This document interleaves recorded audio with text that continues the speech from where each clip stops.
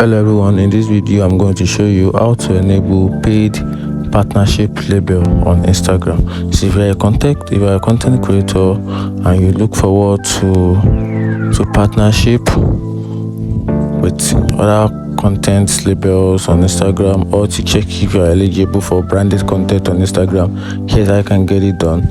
Tap on your profile icon on your Instagram, tap on this flip 3 lines. Once you do that, then you scroll down a little, then you tap on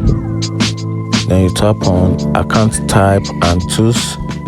Here, account type and tools. Then you tap on branded content. Then from here you tap on set up branded content.